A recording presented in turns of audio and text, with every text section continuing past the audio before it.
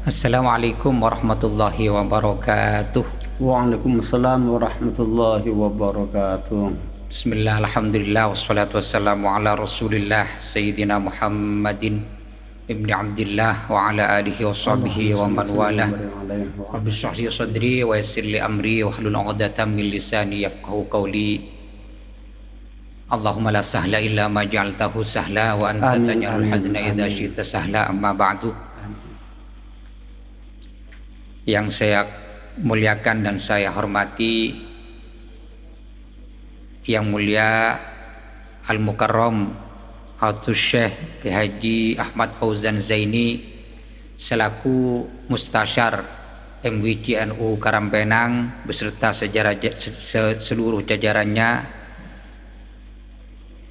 juga yang saya muliakan dan saya hormati Ketua Syuriah MWCNU Karangbenang Hadratus Syekh Kiai Haji Baharuddin Azhari beserta jajaran-jajarannya, juga yang saya muliakan dan saya hormati Ketua Tanfidiyah MWCNU Karangbenang Hadratus Syekh Kiai Haji Mamal Ghazi beserta jajaran-jajarannya, dan seluruh pengurus Banum dan semua ranting dan anak ranting MWCNU Karangbenang, semua pengurus lembaga yang tidak bisa saya sebutkan satu persatu, dan tidak lupa pula pada malam hari ini hadir bersama saya narasumber kita, yaitu beliau Al-Mukarram Kiai Khazin Busiri,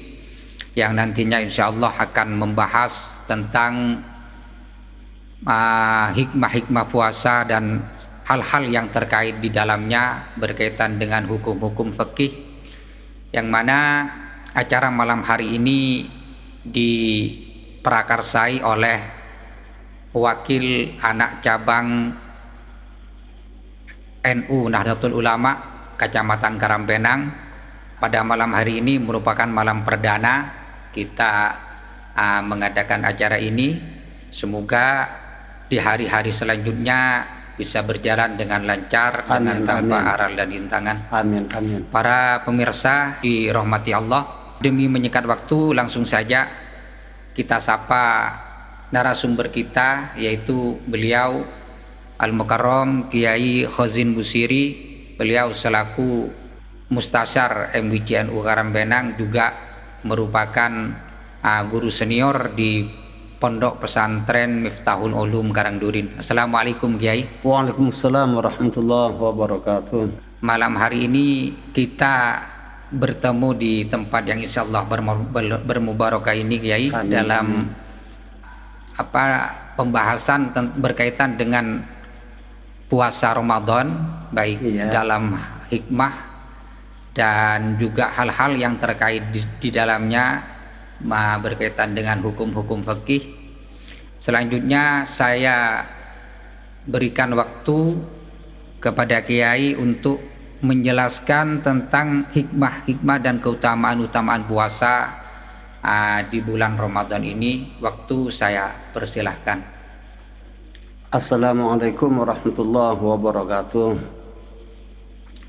Ya, mengenai masalah hikmah puasa ini, sebagaimana telah diketahui dalam suatu kitab, yaitu hikmahnya untuk mengekang hawa nafsu, yang mana hawa nafsu ini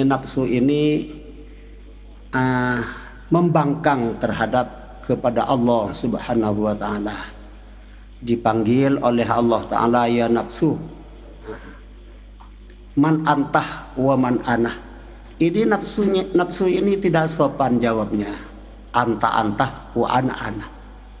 Sehingga nafsu ini disiksa oleh Allah Ta'ala, disiksa, dibakar dalam api neraka.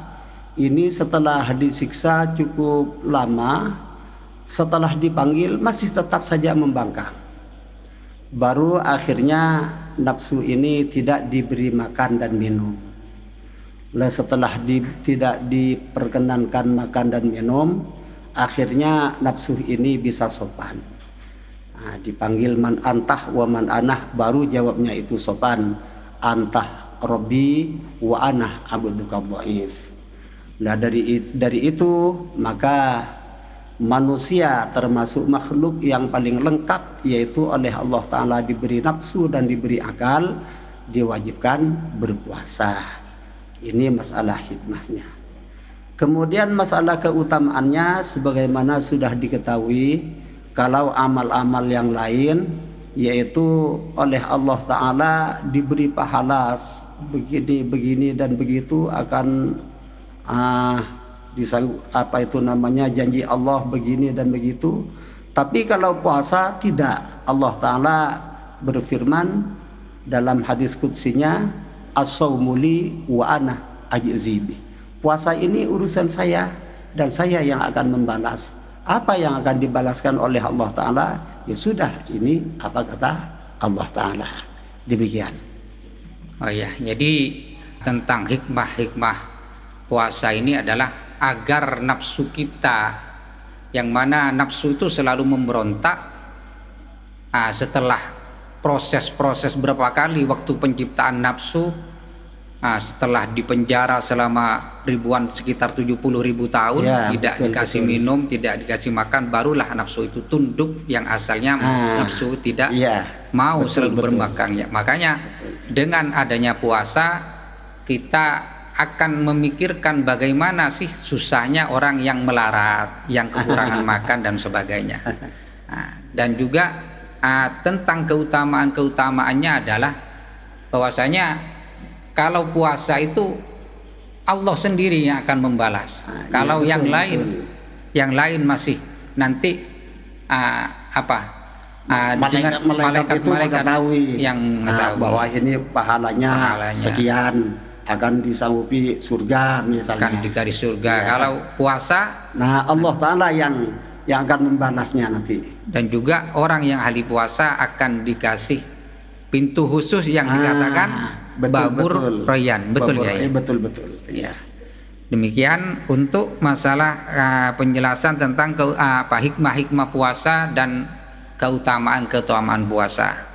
Selanjutnya Kiai, mohon penjelasan tentang syarat-syarat dan rukun-rukun yang berkaitan dengan puasa, Kiai. Ya, masalah rukunnya puasa ini ada 2. Yang pertama yaitu niat, sedangkan yang kedua menjauhi perkara yang membatalkan puasa, sebagaimana yang telah dijelaskan di dalam kitab Tanwirul Qulub. Ini masalah rukunnya. Kemudian syarat ini ada syarat itu syarat wajib. Kalau syarat wajib, ya juga dalam kitab Tanwirul Qulub, syarat wajib yaitu Islam, baligh, berakal, kemudian mampu untuk berpuasa. Inilah yang wajib nanti. Kemudian ada 4. Syarat sahnya juga ada 4, yaitu Islam, tamyiz, kemudian suci dari haid dan nifas, dan waktu yang menerima untuk berpuasa.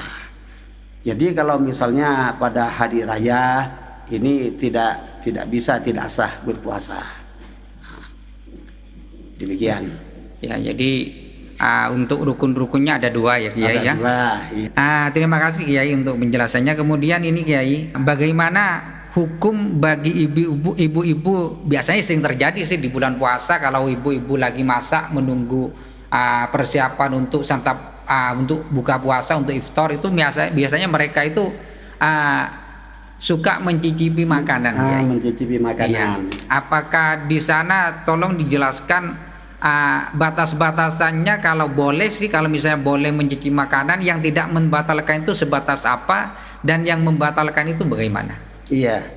Sebenarnya mencicipi makanan ini ada keterangan di dalam kitab Fathul Mu'in, ada, itu memang tidak membatalkan. Namun saya tidak menjelaskan pada orang awam, karena orang awam ini tidak tahu perbedaan antara ainun kahanan atau benda dan asar atau bekas, tidak bisa membedakan. Sedangkan yang tertelan itu, yang tidak membatalkan itu hanya bekas. Kalau berupa benda itu membatalkan. Jadi begini, batas yang tidak membatalkan yaitu merasai dan jangan ditelan, awas jangan ditelan. Kalau ditelan itu batal. Berarti langsung meludah ya? Iya. Cukup di ujung lidah. Iya. Nah, tapi terasa atau tidak, ya wallahu alam, saya tidak pernah mencoba ya terasa atau tidak.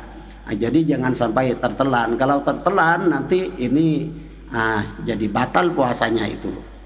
Nah, jangankan sampai merasai makanan, orang siwak saja, kemudian diangkat, kemudian siwak itu masih basah dari ludah tersebut, kemudian disiwakkan lagi, kemudian ditelan, ini batal.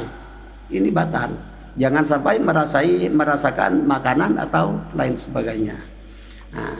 Masalah nanti yang tidak membatalkan, ada misalnya barangnya itu sudah diludahkan, sudah tidak ada, kemudian hanya tinggal rasa, misalnya seperti rasa manis, rasa apa, itu tidak membatalkan karena hanya asar yang masuk itu. Jadi yang tidak membatalkan itu hanya asarnya. Kalau yang tertelan asar. Kalau ainun, kahanan atau bendanya yang masuk itu batal. Ya nanti kalau memang masuknya itu bukan karena ditelan, misalnya bukan karena ditelan tapi karena tertelan. Misalnya, ya enggak batal seperti karena ada hajat. Misalnya ada punya anak kecil, misalnya perlu dimamah ya dengan roti, kemudian dimamah oleh ibunya itu sedang berpuasa. Kemudian dengan tidak sengaja ada yang tertelan, itu tidak membatalkan karena ada hajat. Jadi batasan tidak membatalkan ada hajat ini, nomor satu yang tertelan tidak batal, nomor satu karena ada hajat atau karena ada perintah seperti berkumur, karena ada najis misalnya, dan sudah diusahakan tidak tertelan, namun masih tetap ada tertelan dengan tidak sengaja, ini tidak membatalkan. Ya, jadi untuk masalah mencicipi ini untuk yang tidak membatalkan adalah tidak bisa dijelaskan kepada orang-orang awam. Karena apa? Mereka tidak bisa membedakan antara asar dan ainun. Iya. Karena mereka tidak tahu apakah yang tertelan itu asar apa ainun kan.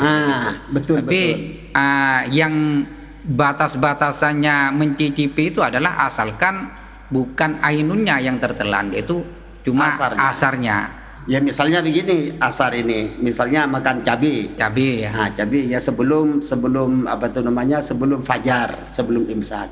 Nah kemudian rasa pedasnya itu masih ada. Cabainya sudah tidak ada, hanya pedasnya masih ada di dalam mulut. Kemudian ditelan setelah imsak, itu tidak membatalkan karena yang masuk itu hanya asar. Asar ya, bukan ainun. Iya. Nah juga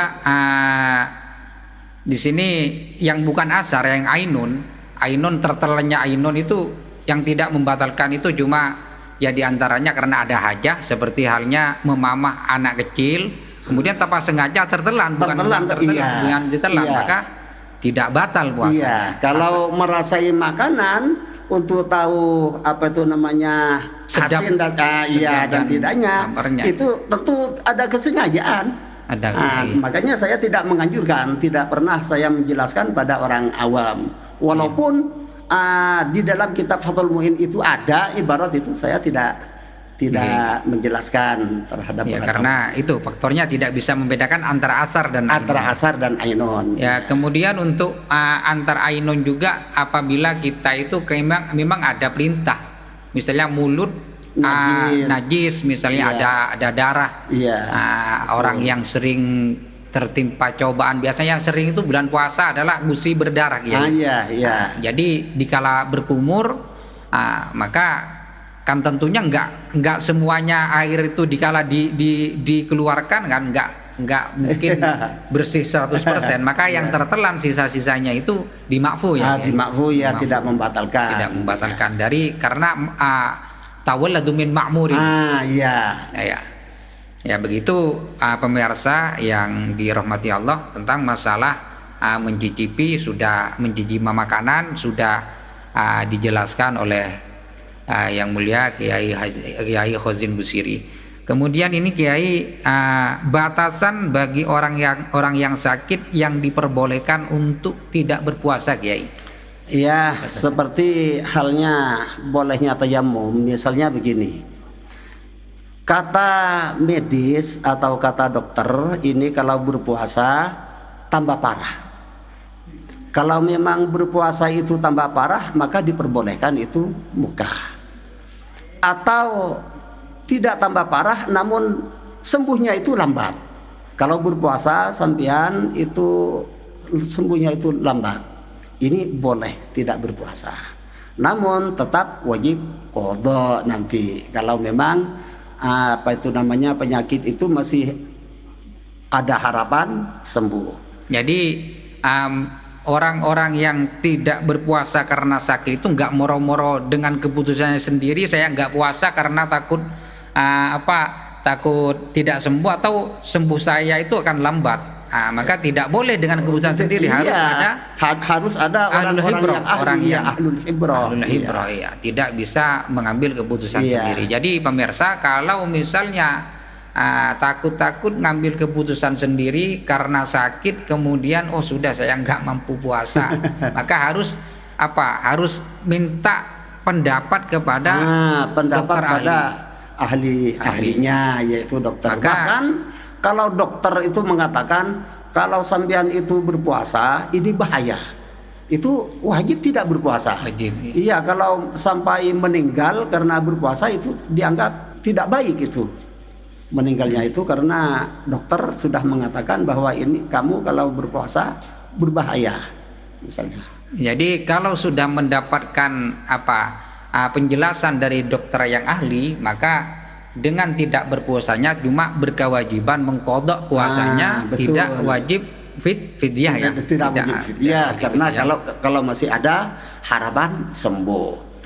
Iya, banyaknya fidyah itu kan kisaran 6,7 berapa? Ya, katakan 7 on. Iya, ikhtiarnya setiap hari. Iya. 7 on kalau fidyah. Jadi tapi kalau di sini orangnya kata yang barusan, orang sakit yang sudah mendapat anjuran dari saran dari dokter yang ahli, maka tidak wajib fidyah, cuma wajib mengqadha. Wajib mengqadha kalau penyakitnya itu masih ada harapan sembuh. Ya, terima kasih Kiai. Kemudian ini Kiai, berikutnya bagaimana hukum melakukan suntik saat berpuasa ataupun infus? Ya. Apakah membatalkan atau tidak, Kiai? Kalau melakukan suntik ini ulama tidak membatalkan, karena yang membatalkan itu masuk dari lubang-lubang yang terbuka seperti mulut, hidung, telinga, kubul, dubur, itu yang membatalkan. Tapi kalau impus ini ulama ya sebenarnya masih ada khilaf, namun ulama saya mengambil pendapat ulama yang membatalkan kalau infus, karena infus itu merupakan jarum suntik, jarum injeksi langsung ke urat nadi, dan itu langsung ke perut. Hikmah puasa itu habis. Ini di dalam kitab Syarhul Yaqutin Nafisah dijelaskan hukmul ibrah.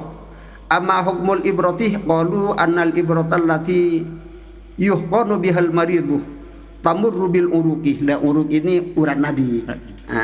Watasilu ilal jaufi, langsung ke perut. Ini fatuf sidu saumah, maka puasanya itu batal. Ya, masalah khilaf ada, lakin qala ba'dul ulama kullu ma yadkhulu ilal jismi mimman fadhin ghairi tabi'iyyin fa innahu la yabtulu bihi saumu. Ini ada yang mengatakan tidak batal. Namun pendapat ini lakin raddal fariqul akhar. masih tertolak oleh masih pendapat tertolak, oleh ulama-ulama golongan yang lain.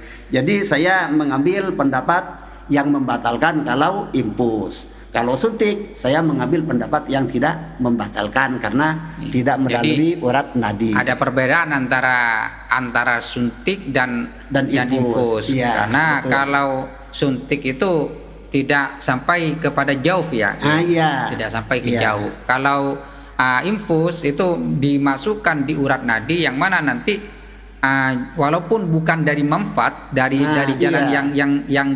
yang terus seperti halnya mulut dan yang jalan-jalan tembus yang 7 itu juga membatalkan. Karena apa? Karena infus itu melalui urat nadi nyampe langsung ke perut. Jauh, iya. Jadi hikmah puasa itu hilang. Bisa hilang.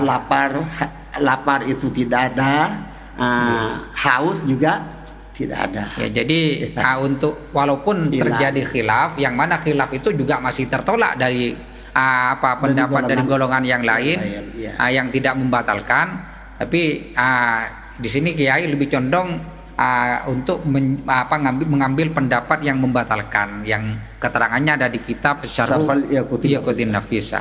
Ya. Demikian para pemirsa yang budiman. Pertanyaan selanjutnya tentang batasan membersihkan lubang tembus seperti telinga atau dikala cebok ataupun sikat gigi dan di saat bulan Ramadan. Iya. Ini yang dikatakan masuk kalau dari mulut. Dari mulut ini batasannya itu makhrajnya ha. Itu batasannya.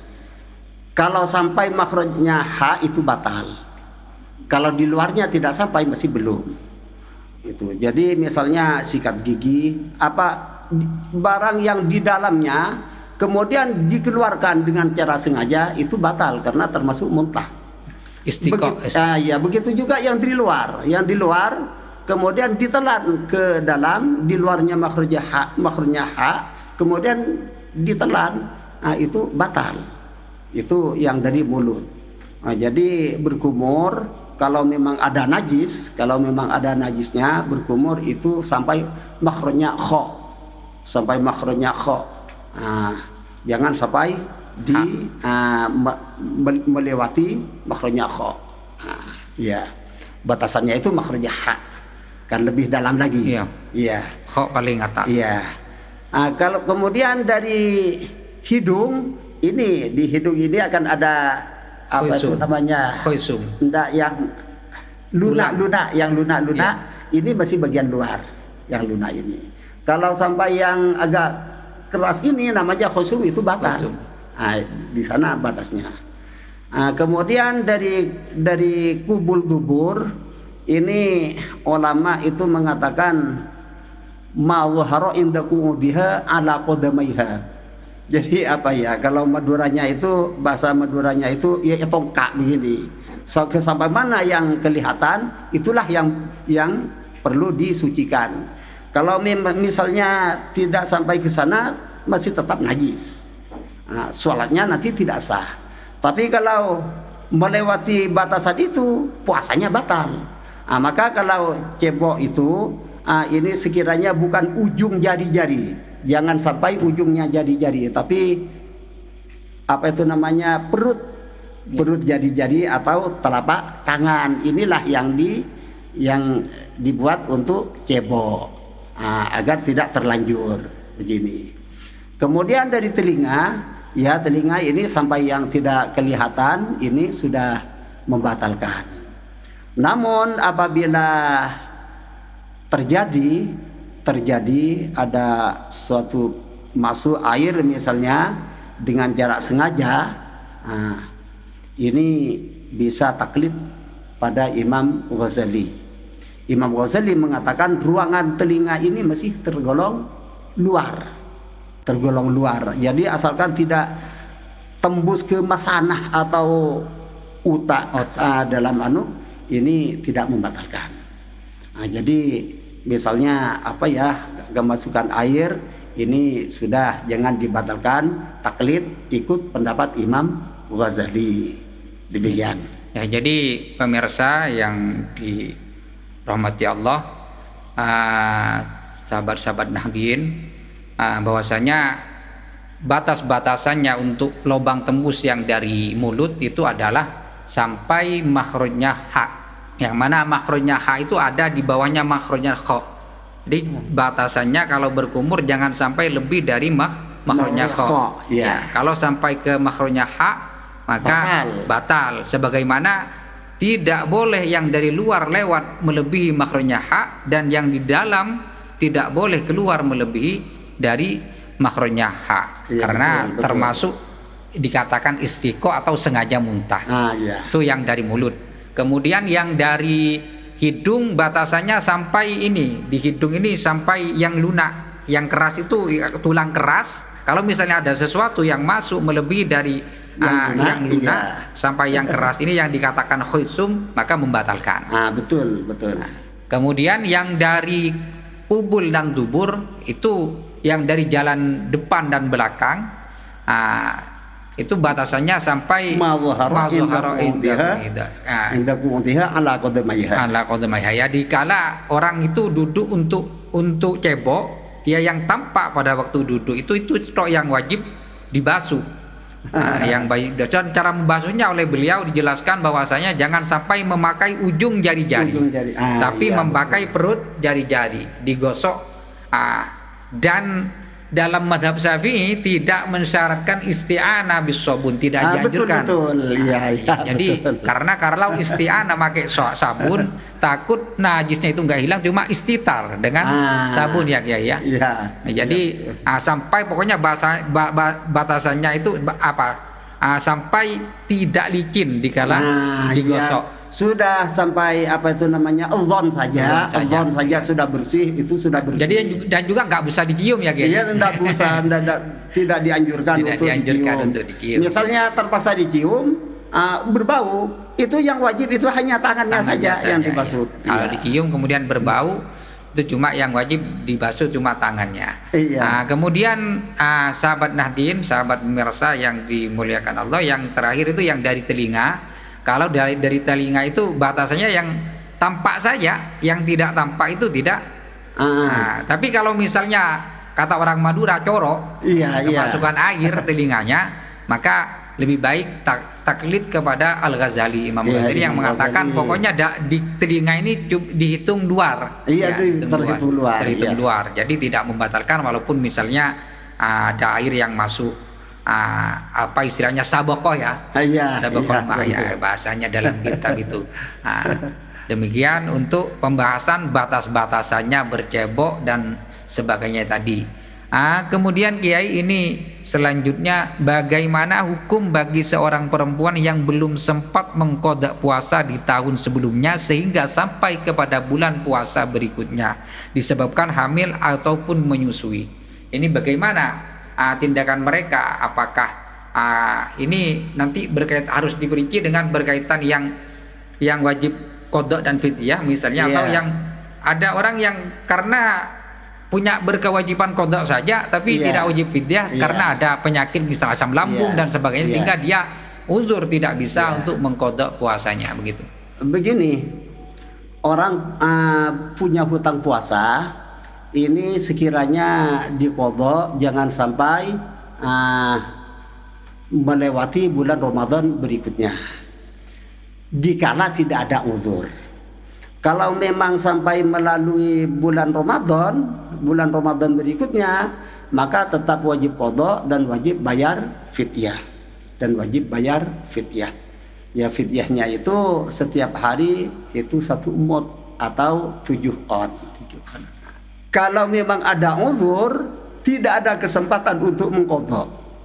Jadi setelah di bulan Ramadan itu haid misalnya, kemudian bulan Syawalnya itu lahir misalnya, atau pokoknya punya ada penyakit sehingga tidak sempat untuk mengqadha sampai bulan puasa berikutnya sampai masuk bulan Ramadan berikutnya. Jadi memang tidak ada waktu untuk mengqadha. Nah, ini tidak apa-apa, tidak wajib bayar fidyah, namun nanti bisa diqadha setelah bulan Ramadan kalau memang ada uzur. Nah, kalau memang tidak berpuasanya itu karena menyusui, ini ada tafsir, ada penafsiran. Yaitu kalau memang tidak berpuasa karena menyusui itu karena dirinya isi ibu itulah yang lemah. Ibu itulah lemah, tidak bisa berpuasa dikarenakan menyusui anaknya. Misalnya berpuasa itu lemah. Tapi anaknya itu tidak kurang menyusu, air susu tidak kurang. Itu hanya wajib qadha. Tidak wajib bayar fidyah. Tapi kalau memang yang tidak berpuasa itu karena bayinya, karena anaknya, mengapa tidak berpuasa? Ya karena anak saya, kalau saya berpuasa, ini air susu ini tidak lancar. Sehingga anak saya ini keadaan kurus, itu boleh tidak berpuasa. Namun itu wajib qadha, di samping wajib qadha masih wajib bayar fidyah. Demikian. Ya. Jadi kalau yang pertama itu apabila orang yang karena tidak ada uzur meninggalkan puasa yang mewajibkan qadha dan fidyah, kemudian dia tidak menyauri hutangnya dan tidak ada waktu mengqadha, maka nanti tetap setelah itu apabila sudah masuk Ramadan berikutnya, maka dia itu nanti wajib membayar qadha dan fidyahnya. Tidak ada kalau memang ada uzur. Yang tidak ada uzur, Kiai. Tidak ada uzur. Yang berwajiban qadha dan fidyah. Kemudian sampai melebihi di bulan puasa berikutnya. Maka nanti kan dilipatkan itu ya. Iya. Dilipatkan pembayarannya, yaitu pembayaran fidyahnya berarti 2 berarti. Kalau memang sampai lebih dari bulan puasa berikutnya. Betul. Apabila dia itu sekarang dia misalnya tidak berpuasa karena haid, ya. Kemudian dia setelah bulan puasa kok ada uzur, sakit dan sebagainya sampai masuk puasa berikutnya, maka kan orang tidak berpuasa karena haid itu kan cuma berkewajiban qadha ya. Iya. Maka di sana dia asalkan tidak ta'addin maka tidak melewati batas, tidak sembrono kalau bahasanya itu, maka dia cuma berkewajiban qadha, tidak ada fidyah. Tidak ada fidyah kalau memang tidak ada kesempatan untuk mengqadha. Nah, sekarang juga orang yang hamil, yang menyusui, orang yang melahirkan menyusui, apabila dia itu cuma khawatir kepada dirinya sendiri, bukan karena kepada anaknya, dan juga atas rekomendasi dari dokter ahli juga tidak lepas dari yang tadi, maka dia itu cuma wajib berkewajiban qadha, tidak wajib fidyah. Nah, sekarang kasusnya apabila dia tidak puasa karena khawatir anaknya kurang ASI misalnya, maka dia wajib qadha dan wajib fidyah. Iya, betul. Begitu sahabat-sahabat Nahdien rahimakumullah, pemirsa, untuk pertanyaan yang berikut yang barusan. Ini saya rasa cukup untuk pembahasan malam hari ini. Semuanya sudah dibahas kayaknya. Karena pertanyaan sub F dan G ini sudah dibahas tentang masalah orang perempuan yang menyusui diperbolehkan tidak berpuasa, ini sudah disinggung dari tadi, dan ibu hamil yang diperbolehkan untuk tidak berpuasa juga sudah disinggung. Artinya harus ada anjuran, ada rekomendasi dari dokter ahli sudah dibahas dari tadi. Karena ini sudah semuanya sudah terbahas. Mungkin cukup untuk perjumpaan kita malam hari ini. Saya host Nurholis Dimyati dan juga narasumber kita yang mulia Kiai Khozin Busiri. Mohon cukup, mohon undur diri. Mari kita tutup majelis ini dengan kafaratul majelis. Subhanakallahumma wa bihamdika asyhadu an la ilaha illa anta astaghfiruka wa atubu ilaik. Kurang lebihnya mohon maaf. Wa akhiran, assalamualaikum warahmatullahi wabarakatuh. Waalaikumsalam warahmatullahi wabarakatuh.